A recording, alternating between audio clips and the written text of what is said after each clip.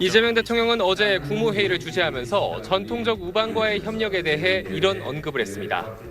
특히 상호 존중을 바탕으로 상식과 원칙에 따라 당면한 현안을 풀면서 건강하고 미래지향적인 관계를 구축하는 지혜가 필요합니다.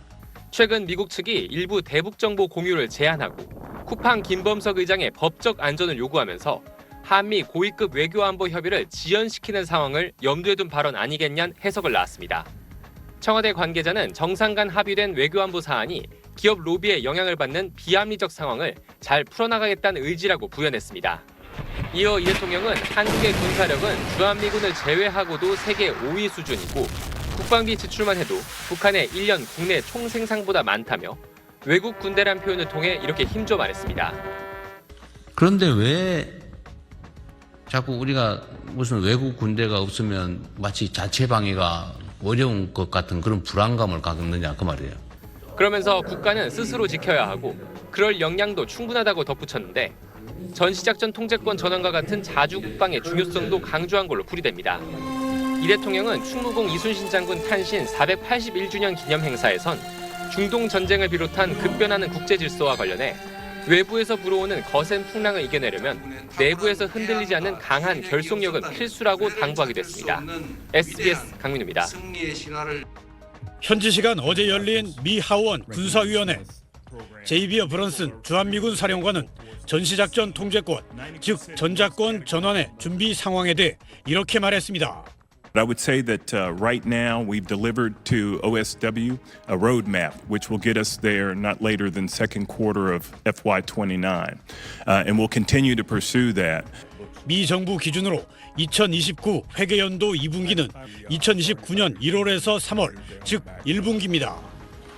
2029년 1분기는 현 정부 임기 중으로 이재명 대통령의 공약과 다르지 않습니다. 하지만 2029년 1월에 트럼프 미국 대통령은 퇴임하는 만큼 미국의 차기 행정부가 전작권 전환에 어떤 입장을 취할지 가늠하기 어렵습니다. 그래서 우리 정부는 전작권 전환의 우호적인 트럼프 대통령이 재임하는 2028년 안에 전환을 희망하는 걸로 알려지고 있습니다. 전환 시점을 놓고 한미 사이에 신경전이 벌어질 수도 있는 겁니다. 조속한 시일 내에 전작권 전환을 완료하기 위해서 노력하고 있고 올해 미래연합사 FOC 검증을 완료해서 전환 시기를 결정하기 위해서 그런데 브런슨 사령관은 하루 앞서 미 상원 군사위에선 전작권 전환 문제와 관련해 정치적 영향을 경계했습니다. We have to continue to work to ensure that political expediency doesn't outpace the conditions. 이 발언은 우리 정부가 정치적 판단에 따라 9.19 남북 군사 합의를 선제적으로 복원해 군사 분계선 일대 비행 금지 구역을 재지정하려는 걸 에둘러 비판한 거란 분석을 낳고 있습니다. 전작권이 전환되려면 우선적으로 충족돼야 할 조건인 감시 정찰 능력이 비행 금지 구역 재지정 탓에 떨어질 수 있다는 지적인 셈입니다.